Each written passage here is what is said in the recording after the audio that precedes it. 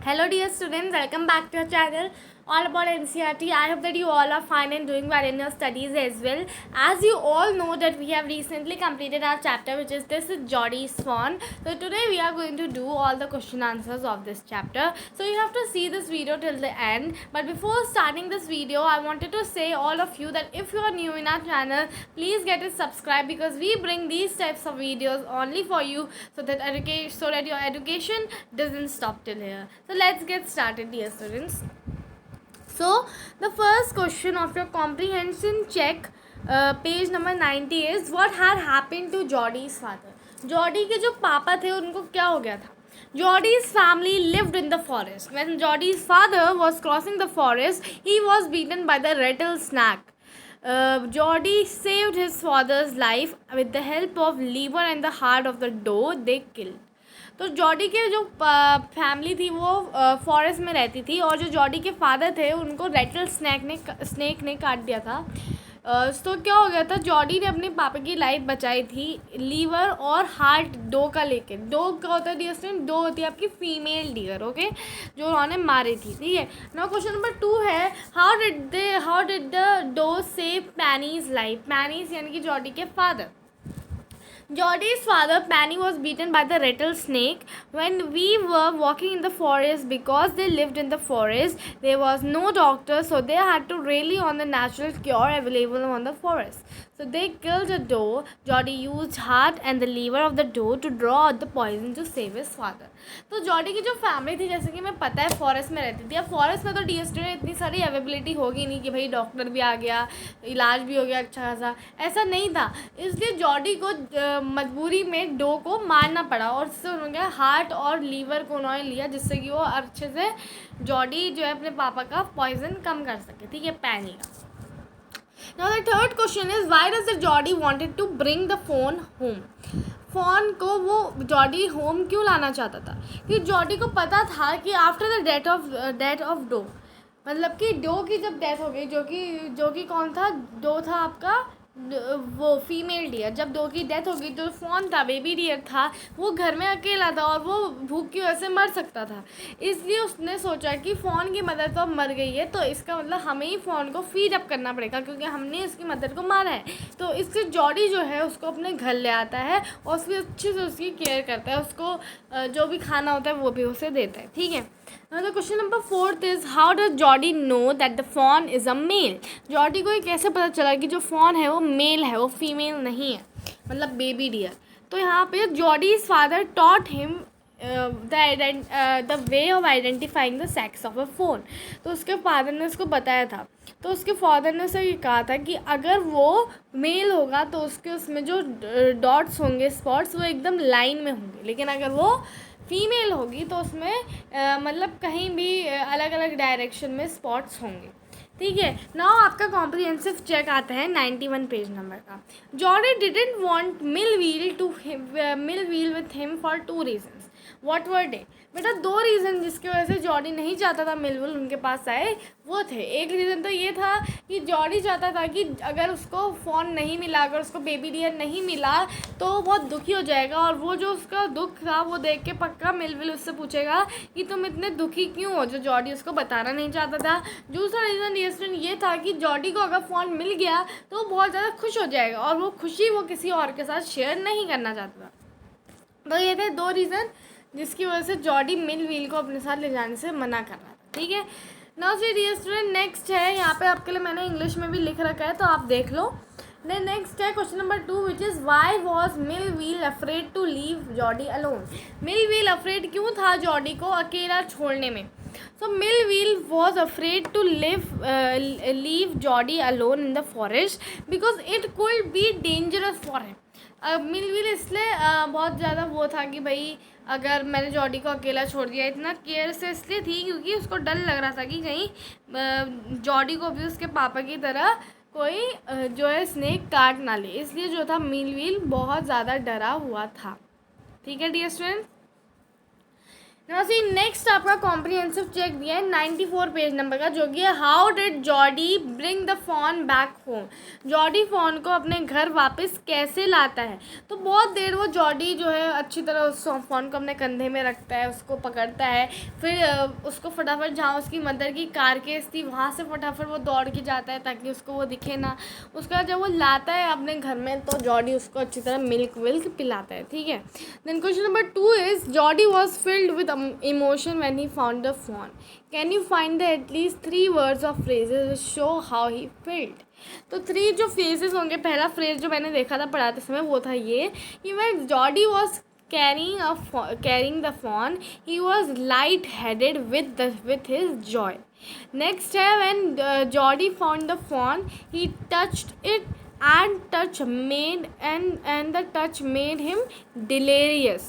Okay, then third point ये है कि जब Jody came to Penny with the fawn, it seem to Penny that the boy's eyes were as bright as the fawn's. Now see the question number 3 is how did deer drink the milk from the gourd. तो अच्छी तरह पहले Jordi ने अपनी finger उसमें डुबाई, उसके बाद फिर फिंगर से उसने जो डियर का मुंह था वो खोला बेबी फ़ोन का, तो बेबी डियर का मुंह खोला तो उसमें अच्छे से उसने सक करा मिल्क को, कुछ इस तरह उन्होंने मिल्क पिया, ठीक है। Now the question number 4 comes with here that why didn't the fawn follow Jody up the step as he had thought it would be। तो जॉडी फ़ोन ने उसे फॉलो इसलिए नहीं किया डियर स्टूडेंट, क्योंकि जो फ़ोन था वो बहुत ही ज़्यादा यंग था और वो फॉरेस्ट में ही लिव करता था विथ हिज मदर डो, ठीक है। Therefore whenever Jody expected the fawn to follow him he didn't. In fact, he did not even know how to climb the stairs. Every time Jordi को उसको गोदी में उठाना पड़ता था, okay? Now see, working with the text आते हैं हम। Why did the Penny Baxter allow Jody to go to find the fawn and raise it? ऐसा क्यों कहा पैनी ने, ऐसा मतलब क्यों कहा, क्योंकि भाई पैनी जो थे उनकी लाइफ खुद डो ने बचाई है, राइट, अपना लीवर और हार्ट लेके। तो उनका ही फ़र्ज़ बनता था कि जो बेबी फ़ोन है, जो डो का ही बच्चा है, उसको तो कम से कम केयरिंग करे, क्योंकि उनकी जो मम्मी है वो तो मर चुकी है, कि जिसको खुद जॉनी ने मारा है, राइट, क्योंकि उसको अपने पापा को बचाना था, राइट। तो उसकी मम्मी ने हमें बचाया, तो हमें फ़ोन को भी अच्छी तरह घर ला के करना चाहिए, उसकी केयर करनी चाहिए, right. Penny could never believe the fact that Fawn was alive. Jody killed the Fawn's mother to save Penny's life. So it was their responsibility to take care of young Fawn and not leave him home in the forest to starve. So when Jody requested his father to allow him, Penny gave his consent to find the Fawn and raise it. Question number 2 है what did the dog Wilson mean when he said nothing in the world ever comes quite free। Dog Wilson ने कहा था कि कोई भी चीज़ world में कभी भी फ्री नहीं आती है। इससे वो क्या कहना चाहता था डियर स्टूडेंट, राइट, इससे वो ये कहना चाहता था कि this is a harsh fact that in this world nothing in the fact that this world gives us nothing in free. To get or achieve something we need to pay an amount for the same, or if we are given something we need to repay for it. According to the dog Wilson, as Penny's life was saved by the life of Doe, so it was the responsibility to repay it. Dad bring the fawn and raise it.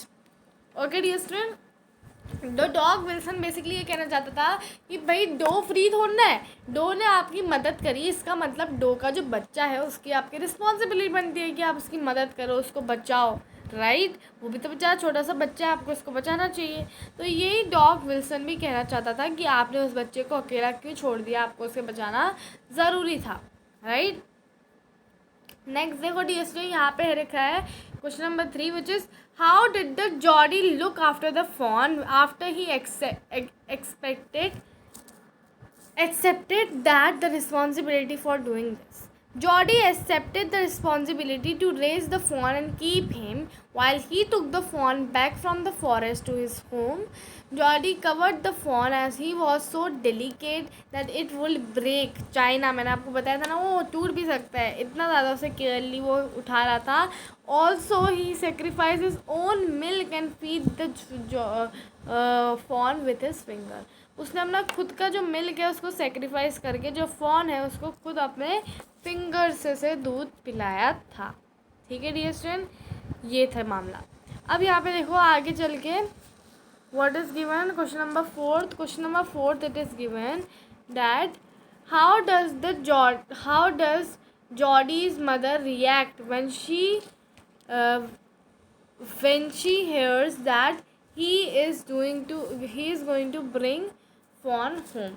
Jordi की mother ने कैसा reaction दिया था जब उन्हें पता चला कि भाई जॉडी जो है फ़ोन को घर लाने वाला है. Why does she reacted in this way. अगर उसने रिएक्ट करा था, जो भी वे में रिएक्ट करा था, उन्होंने ऐसा रिएक्ट क्यों करा. सबसे पहले तो डियर जॉडी की जो मदर थी जो वो बिल्कुल मतलब बेफिल्ड मतलब confuse, right.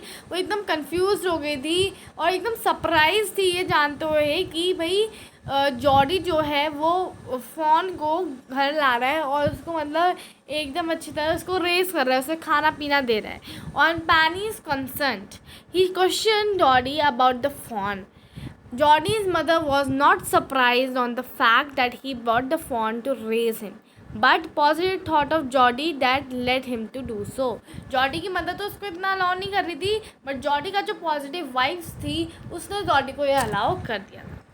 Geordie told her Penny's life was saved in exchange of the life of the doe, and the fawn belongs to the doe, so he wants to bring to raise it.